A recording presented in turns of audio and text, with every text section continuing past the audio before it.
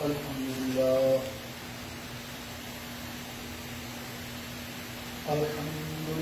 نحمده ونستعينه ونستغفره ونؤمن به ونتوكل عليه ونعوذ بالله من شرور أنفسنا ومن سيئات أعمالنا من يهده الله فلا مضل له ومن يضلله فلا هادي له ونشهد أن لا إله إلا الله وحده لا شريك له ونشهد أن سيدنا وحبيبنا وطبيبنا وطبيب قلوبنا ونورنا ونور ظاهرنا ونور باطننا ومولانا وملجأنا محمد صلى الله تعالى عليه وسلم تسليما كثيرا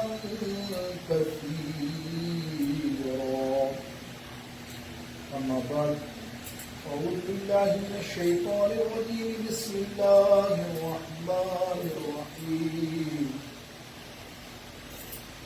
إن أول بيت وضع للناس للذي ببكة مباركة وهدى للعالمين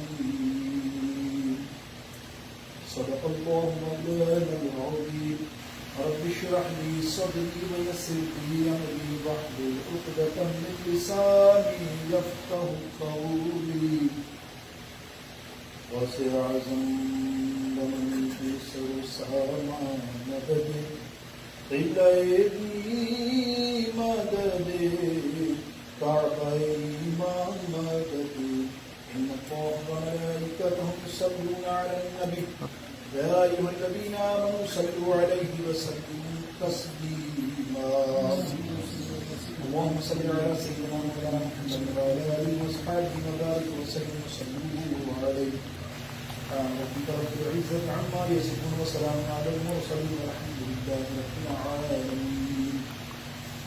هذا مختصر الله رب العزة جل شانه في باب القسم هدية سلام حبیب علیہ السلام کی بات ہے جس میں درود و سلام کا ایک بار نظرانہ پیش کرنے کے بعد واجب الاحترام سامعین محترم و محترم، اللہ رب العزت جل شانہ سبحانہ وتعالی کا خصوصی کرم ہے کہ اللہ تعالیٰ نے ہمیں حکمت مبارک کی سعادت نصیب فرمائی اور اپنی عبادت کے قابل سمجھا. دوستوں، آنے والا مہینہ بہت جلد حج کا مہینہ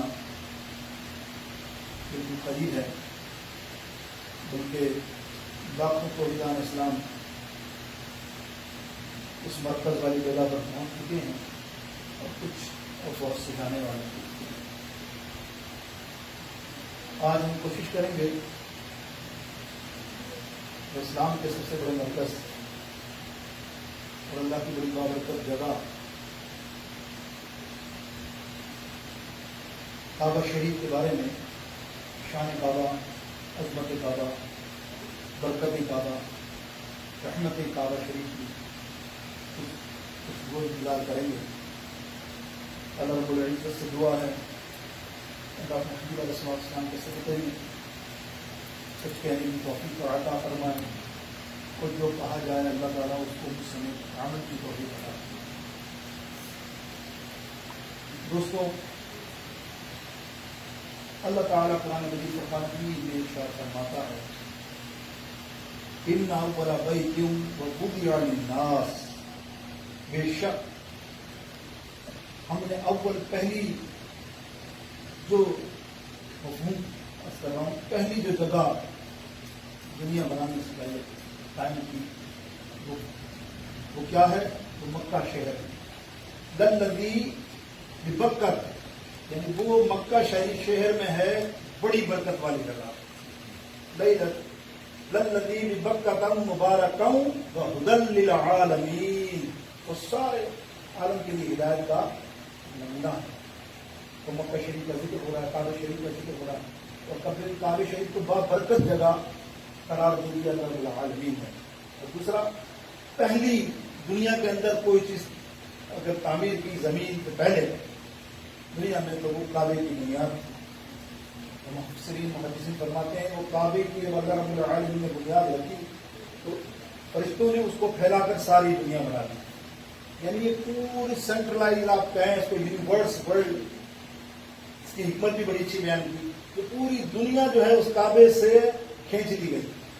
اب آپ دیکھیں الحمدللہ ایمان والے مومن مسلمان پوری دنیا سے کھینچ کر کعبے میں جاتے ہیں. کوئی ایسا قصہ نہیں ہے میرے حساب سے کہ کوئی وہاں جاتا نہ ہو. سارے کے سارے حج کے اوپر آپ دیکھیں تو دنیا عالم سے کھینچ کر اسی مرکز میں وہ ایسا مقناطیسی معاملہ ہو گیا کہ زمین جب بنائی کھینچ کر تو زمین والے سارے وہیں پہنچتے ہیں. اور مرکز وہ ہے کعبۃ اللہ, ایسی شان والا, ایسی بابرکت والا, اسی لیے کہ اللہ رب العالمین نے برکت عطا فرمائی. للذی ببکر مبارکا یعنی مبارک بھی ہوتا ہے, مبارک جو ہوتا ہے وہ برکت دینے والا ہوتا ہے. اور یہاں فرمایا مبارکوں یعنی مبارک سے مراد یہ ہے کہ یہ وہ جگہ ہے جس کو ہم نے برکت دی. یعنی اللہ کی طرف سے جس کو برکت حاصل ہو جائے تو پھر وہ سارے عالم میں برکت لٹاتا ہے نا. تو یہ کعبہ شریف کا معاملہ ہے. اللہ شاہ فرماتا ہے یہ وہ جگہ ہے جو یہاں آ گیا وہ ناپاک رہ ہی نہیں سکتا, وہ پاک ہو کر جاتا. اسی لیے کعبے کی ہسٹری میں, کعبہ شریف کی ہسٹری میں لاتعداد علماء کرام, مفتیان اور حدیثیں تو ہیں. اس پر امام بہقی نے کلام کیا, امام ابن عساکر نے کلام کیا, امام بدر الدین عینی نے کلام کیا. بڑے مخصوص انداز کے اندر روایتیں لائیں بہت ساری, اور خصوصی طور پر آپ تفسیر روح البیان پڑھیں تو امام اسماعیل حقی نے پوری وضاحت کے ساتھ اس کو منسلک کیا. تو میرے دوستوں, اللہ رب العزت جل شانہ نے ایک وعدہ کیا قرآن مجید فرقان حمید کا کہ ہم نے اس کی حفاظت کا ذمہ لیا ہے.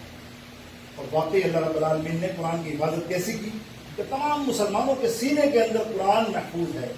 اب یہ کوئی بھی ایسی حرکت کر نہیں سکتا, نہ زیر میں نہ زبر میں, تو قرآن میں کوئی نعوذ باللہ ذرا سا بھی فرق ڈالے. اسی طرح اللہ کعبے کی بھی حفاظت فرماتا ہے. اللہ نے کتنا معظم بنایا ہے, کتنا تعظیم والا بنایا ہے. آپ سنیے کہ آج سے نہیں, سرکار علیہ السلام فرماتے ہیں کوئی بندہ کتنا ہی قتل کر کے آ جائے, ایک تو وہاں قتل معاف یعنی قتل نہیں کر سکتا اس جگہ پر کسی کو نقصان نہیں پہنچا سکتا, اس جگہ پر جانور نہیں مار سکتا حرم کی سرزمین پر. اور یہ فرمایا اگر کوئی قتل کر کے وہاں آ جائے تو جو قتل ہوئے وہ بدلہ لینے کے لیے اس کے پاس نہیں جا سکتے جب تک کہ وہ حرم میں ہے. وہ حرم محفوظ جگہ ہے. اسی لیے حضرت سیدنا عمر فاروق رضی اللہ تعالیٰ فرماتے ہیں کہ آقا کے ارشاد سے میں یہ کہتا ہوں میرا باپ کو کوئی قتل کر دے اور حرم میں چھپ جائے تو میں تب تک اس کو ہاتھ نہیں لگاؤں گا جب تک وہ حرم. تو یہ مسلمانوں کے لیے نہیں ہے, کافر لوگوں کا یہ روایت چلتی آ رہی تھی. یعنی کافروں کی تعویذ مشرک تھے اس زمانے میں, وہ بھی جب حرم میں کوئی آ جاتا نہ لڑتے تھے, نہ جنگ کرتے تھے, نہ کچھ کرتے تھے. تو میرے دوستوں اس تاریخی پس منظر میں کعبہ شریف کی جو حرمت اور تعظیم ہے اللہ نے اس قدر بیان فرمائی ہے. قرآن مجید میں متعدد ذریعہ کا آپ دیکھیں گے اللہ تعالیٰ نے کعبے کی تعظیموں کا اظہار کیا ہے, بیان فرمایا ہے. لیکن آپ دیکھیں حفاظت اللہ تعالیٰ نے کیسے حفاظت فرمائی اس کعبہ شریف کی. طوفان نوح آیا, سارا مکہ ڈوب گیا, کعبہ شریف بھی ڈوب گیا, بہت سارے نقصانات ہوئے, کعبے میں سارے نقصان ہو گیا.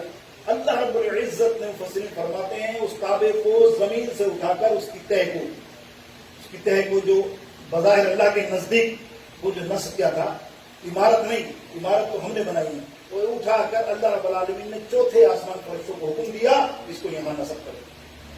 اور ہر فرشتے کو حکم ہوا کہ سارے کے سارے اس کے طواف کرو. اور کہا کہ ایک فرشتہ ایک وقت میں ایک ہی بار طواف کرے گا زندگی میں, دوبارہ نہیں. تو بتائیے کتنے فرشتے ہوں گے وہ طواف ہی کرتے رہے. یہاں کعبے کی حفاظت ایک اور موقع پر بھی آپ کو میں شاید ضمن یاد آ رہی سورہ فیل الم تر کیف فعل ربک باصحاب الفیل الم یجعل کیدہم فی تدبیر وارسل علیہم طیرا ابابیل، یعنی چھوٹے پرندوں سے، چھوٹے چھوٹے پرندوں سے جو ہے نا کعبے کی حفاظت فرمائی اللہ رب العالمین نے. دیکھیں آپ آیا حملہ کرنے ابراہیم، بڑی ایک یہ روایت اس لیے بیان کر رہا ہوں کہ اس میں شاید ایک گفتگو میرے کوئی جملہ میں نے حدیث پڑھا ہے، میں نے نہیں بلکہ متعدد محدثوں نے وہ جملہ سیم لکھا ہے. اس جملے میں کئی فرق نہیں، آپ دیکھیں گے غور کریں گے، آپ نے بھی سنا ہوگا.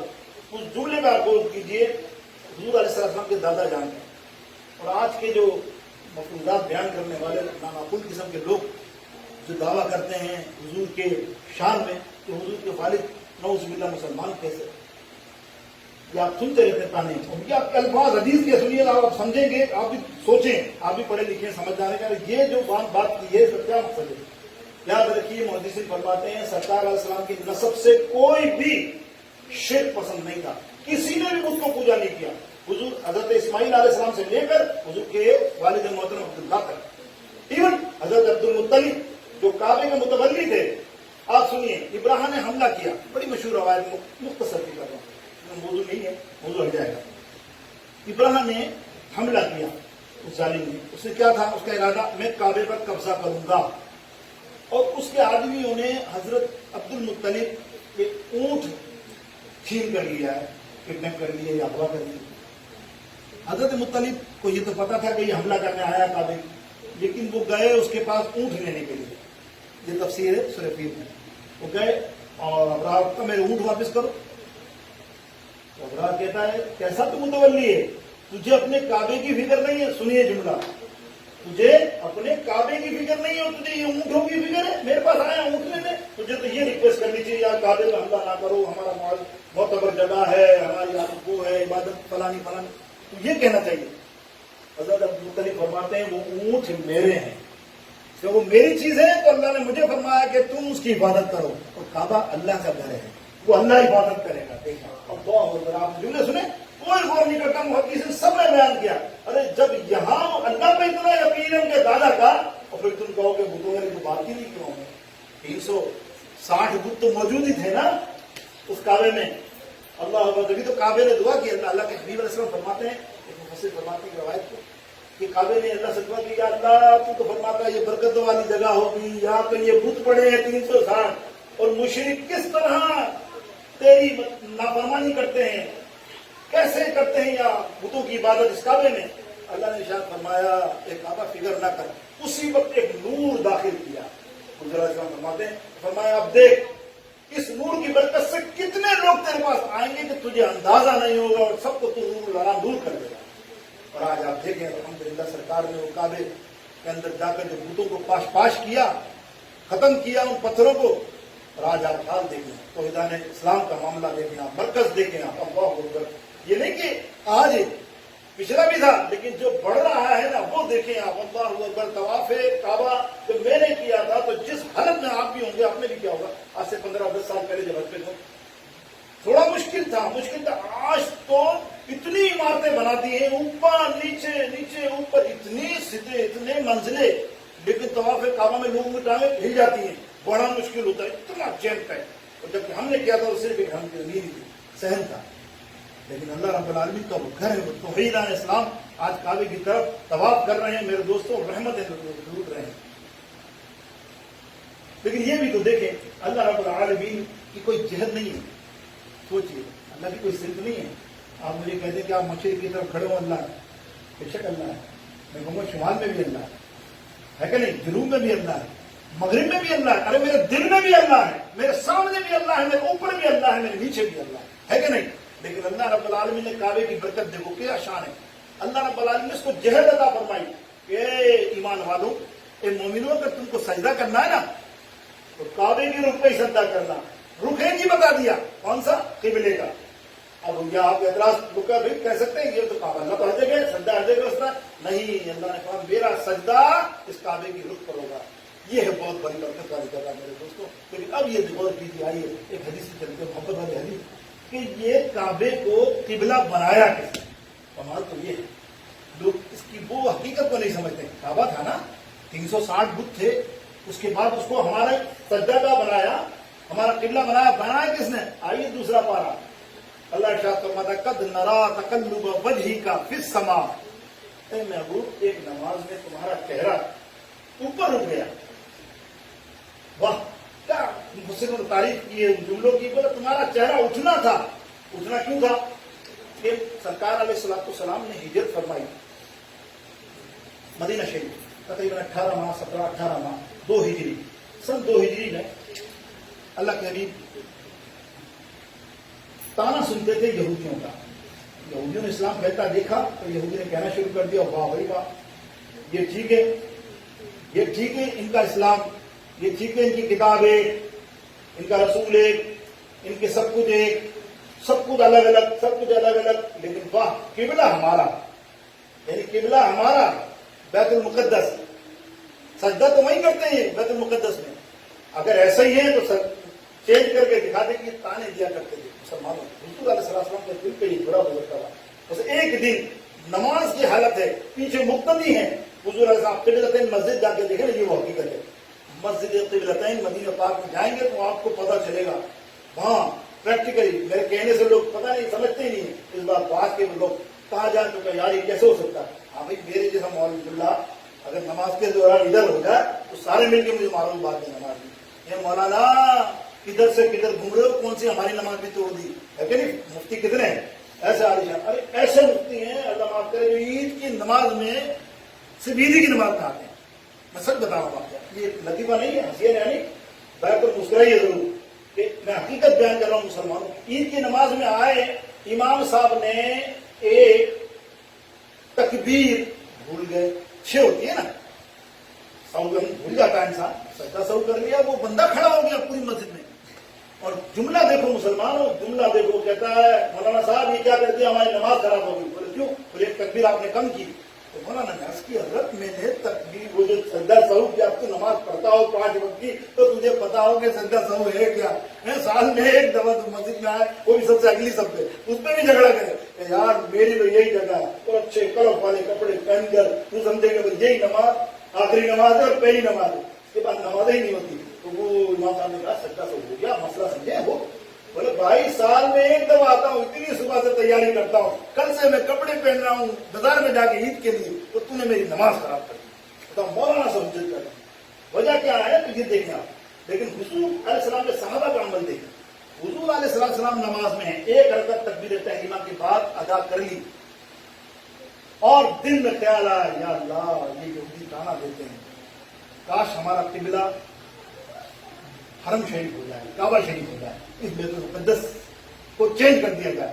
اور آپ نے چہرہ اٹھایا تو اللہ نے قرآن کی آیت اسی وقت نازل کی، اسی وقت جبریل آئے، قد نرا تقلب وجهک فی السماء فلنولینک قبلۃ ترضاها. یعنی اللہ فرماتا ہے محبوب آپ نے جو چہرہ اٹھایا، آپ کا اندر کی بات ہمیں سمجھ میں آ گئی.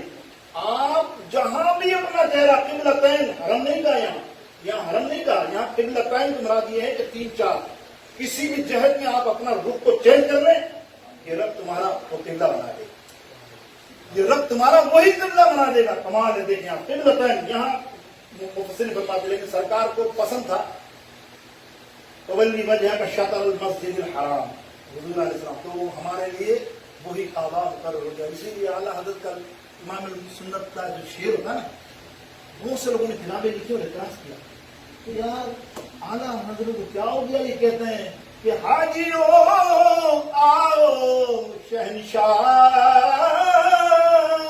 کا روزہ دیکھیں، کعبہ تو دیکھ چکے، کعبے کا کعبہ دیکھیں. اب سے سمجھ میں آئے گا آپ کو اس روایت کے بعد. یہ قرآن کی روایت ہے، یہ قرآن کی تفسیر ہے. میرے دوستوں کو اعلیٰ حضرت اپنی طرف سے نہیں کہا. وہ کعبہ بنانے والے کون تھے بھائی؟ اس کعبے کو بنانے والے اس وقت اگر اللہ کے حبیب علیہ السلام چاہتے تو شمال میں کرتے تھے رخ، وہ شمال والا کعبہ بن جاتا. ارے کعبے کو بے شک اللہ کا گھر ہے، لیکن اللہ وہاں رہتا تو نہیں ہے نا. یہ تم کہہ لو کہ اللہ وہاں رہتا اس لیے اللہ کا گھر نہیں، اللہ نے اس کو مبارک جگہ بنایا. اب جب اس کو مبارک جگہ بنایا تو سوچو، اللہ یہ مخلوق ہے، اللہ نے پیدا فرمائی یہ ساری چیزیں. تو جب مخلوق میں سب سے عظیم و بالا ترین چیز کون سی ہے؟ میرے اور آپ کے آقا ہمارا محمد مصطفیٰ صلی اللہ تعالیٰ. اس کے سوا تو کوئی بھی عظمت والی نہیں ہے. اللہ اس سے زیادہ برکت اللہ کس کو عطا فرمائے گا جو حبیب علیہ السلام سے حاصل ہوگی. تو میرے دوستوں بزرگوں، یہ کعبہ جب بن گیا، سنیے اب یہودیوں نے دوسرا تانا مارا کہ ہوا اول بیت المقدس، ہوا ہجرت الانبیاء. یہ تانے کہ یہ تو کوئی بات نہیں، افضل تو ہمارا ہی قبلہ ہے، کیونکہ وہاں انبیاؤں نے جب ہجرت کی، وہاں 70,000 انبیاؤں کی وہ ہے جگہ، اور یوں اللہ اکبر. یہ جب سرکار نے سنا تو نہیں جہت دیا، یہ نہیں بات کیا ہے.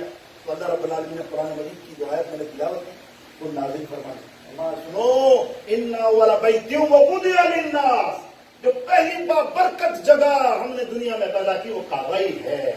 کعبے سے عظمت والی جگہ کوئی نہیں ہے، پہلی جگہ ہے. وہ کیوں نہ ہو، دیکھیں آپ، کیوں نہ ہو. مفسرین نے اس میں قلم کیا کہ حضرت آدم علیہ السلام کی تخلیق ہوئی، وہ اللہ رب العالمین نے فرشتوں کو اعلان کیا میں انسان پیدا کرنے والا ہوں اور خلیفہ بنانے والا ہوں اس کا. تو فرشتوں نے آپ علم نہیں بات دل میں سوچا اور برہمنا یہ بھی جملہ بھی کہہ دیا، یا اللہ یہ تیرے انسان ہیں، تو کہتا بڑے فساد کرائیں گے، دنگا فساد خون خرابہ کریں گے، اور یا اللہ تم انہیں پیدا فرما رہا.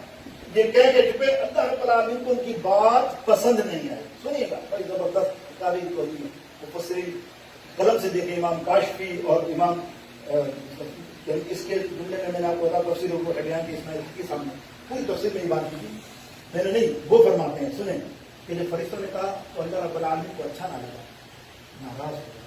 فرشتوں نے کیسی بات ہے، میں انسان بنا رہا ہوں. فرشتوں کو محسوس ہو گیا کہ میرے رب، ہمارے رب سے ناراض ہو گئے. سارے جمع ہوئے بیت المعمور پر. یہ فرشتوں کا قبلہ ہے آسمانوں کے اوپر، ساتویں آسمان پر. سب نے طواف کرنا شروع کر دیا اور استغفار اور توبہ کرنے شروع کر دیا. اللہ کی کیا ہم نے کر دیا، یہ کیا کرنا چاہیے. اللہ کو ان کا طواف کرنا، ان کی توبہ کرنا پسند آئی. اللہ نے فرمایا جاؤ میں نے تمہیں معاف کر دیا، اب آؤ. اب فرشتوں کو بلایا، کہا جاؤ فرشتوں، جبرائیل زمین پر جاؤ، تمہارا جو کعبہ ہے اس کعبے کی بالکل سیدھ کے اندر جا کر ایک کعبے کی بنیاد نصب کر دو. مفسرین فرماتے ہیں کہ وہ جب نیچے گیا تو اس نیچے سے پانی تھا، سمندر کا. اس کے اندر سے ایک جھاگ نکلی، جھاگ نکل کے کافی عرصے کے بعد پھر وہ دیوار کی یا زمین کی شکل بنتی گئی اس کے اندر. یہ پہلا کعبہ تھا. تو فرشتوں نے سوال کیا، یا اللہ یہ نیچے کعبہ کیوں، یہ نیچے کعبہ کیوں بنایا گیا؟ اللہ نے فرمایا فرشتوں جس طرح تم سے غلطی ہوئی بظاہر، تم نے اس کی تلافی کس طرح کی؟ یا اللہ طواف کر کے. تو بولو بس یہ میرے بندے جو میں پیدا فرماؤں گا، جو تخلیق کروں گا، آدم کے بیٹے اور بیٹیاں، ان میں سے جو بھی غلطی کرے گا وہ کعبے آ کر طواف کر لے گا، میں ان کے سارے گناہوں کو معاف کر دوں گا. یہ حکمت ہے. دیکھیے آپ ہے بھی یہ بات. اللہ کے حبیب علیہ السلام فرماتے ہیں جو حج پر آیا اس نے نیک نیتی کے ساتھ کی اور خلوص کے ساتھ، بغیر ریائی کاری کے ساتھ پورا حج ادا کیا، ارکان ادا کیے، پھر وہ ایسا ہوتا ہے جیسے ماں کے پیٹ سے ابھی پیدا ہوا. انشاءاللہ امید ہے اگلے ہفتے اگر اللہ نے زندگی دی تو میں آپ کو یہ پورا واقعہ آپ کو بتاؤں گا. ایسا لگے گا آپ کو حج کے فضائل میں کہ انشاءاللہ جس نے حج نہیں کیا الحمدللہ ضرور و ضرور وہ کوشش کرے گا کہ نہیں مجھے مثال حج کرنا ہی اللہ نے چاہا تو. لیکن اس میں دیکھیے بہت ساری جگہیں ہیں. پھر آدم علیہ السلام کے بعد حضرت ابراہیم علیہ السلام نے تعمیرات کی، پھر دیگر معاملات ہو گئے. 5 دفعہ تعمیرات کا آتا ہے خراب ہونا. لیکن اس کے نزدیک آپ دیکھیں ہجرہ اسود نصب ہے، وہی بڑی بابرکت جنتی پتھر ہے. وہ جنتی پتھر بھی کیسا ہے سبحان اللہ. دیکھنا پتھر ہے نا، آج لوگ اعتراض کرتے ہیں کہ پتھروں کو چومتے ہیں، مولانا جا کے فلانا کرتے ہیں. ارے بھائی یہ بھی تو پتھر ہے جس کو چوم رہے ہو. اور یہ میں نہیں کہہ رہا، حضرت عمر فاروق کہہ رہے ہیں. حضرت عمر فاروق رضی اللہ تعالیٰ عنہ نے جب حجر اسود کو چومنا چاہا تو کہا پتھر تیری کیا ہے، تیری کیا ویلیو ہے میں تیرے کو چوموں، تو ہم پتھروں کو بھگا چکے ہیں. کہتے ہیں ہم نے تو پتھروں کو اس کے اندر سے کعبے کے اندر سے نکال کے پھینک دیا ہے، اب میں تجھے کس وجہ سے چوموں. ہاں دیکھیں آپ، دیکھیں صحابی کا عقیدہ، خدا کی قسم صحابی کا عقیدہ دیکھو. یہ میرے الفاظ نہیں، پوری حدیثیں اٹھا کے دیکھو. عمر فاروق نے فرمایا کہ ہجرہ اسود میں تمہیں اس لیے چوم رہا ہوں کہ تجھے میرے آقا نے چوما. اسی لیے میں چوم رہا ہوں. یہ الفاظ ہیں. پہلے الفاظ یہی کہ تم تو پتھر ہے, ہم تو پتھروں سے بھاگ کر آئے, ہمیں تو منع کیا شرک پتھروں سے, اور آج ہم پتھروں کو چومے, لیکن نہیں, تو وہ پتھر نہیں ہے, یہ میرے آقا نے چوما ہے, اس لیے میں اپنے تک دے رہا. تو برابر میں حضرت علی رضی اللہ تعالیٰ عنہ موجود تھے. آپ نے فرمایا علی, عمر, اس کی وجہ یہ نہیں ہے, پتا ہے یہ پتھر کیسا ہے؟ سرکار علیہ السلام فرماتے ہیں کہ یہ وہ پتھر ہے حجرہ اسود کہ اس کے چومنے والے کی اللہ کی بارگاہ اقدس میں کل روز قیامت میں شفاعت کی اپیل کرے گا اور شفاعت کرائے گا. جس نے چوما ہوگا اس پتھر کو, حجرہ اسود کو, نام لے کر اس کی شفاعت کرے گا. یعنی نام کیسے؟ حضور علیہ السلام نے فرمایا اس کا نام لے گا, میرا نام, مثال کسی کا نام سعید اور اس کے والد کا نام ابن, اس کے والد کے نام سے اللہ کی بارگاہ میں پیش کیے گا, یا اللہ اس نے حج کیا. اور وہ لاکھوں لوگوں نے حجرہ اسود کو چوما ہے. اب چومنے میں جہد نے یہی فرمایا, کسی نے زبان نہ بھی لگائی رشک کی وجہ سے, صرف ہاتھ ہلا کر سلام کہہ دیا اور چوم لیا, ایسے جیسے کرتے ہیں تو آپ وہیں سے اسٹارٹ ہوتا ہے, تو بھی اس کا نام لے لیا جائے گا. بتائیے یار, آپ خود آپ عقیدے والے رکھتے ہو, آپ اللہ کا علم بھی رکھتے ہو یار. یار ایک پتھر کا یہ مرتبہ اللہ بیان فرما رہا ہے, ایک پتھر ہی ہے, سوچو پتھر ہے, یہ پتھر کہاں میرا نبی کہاں.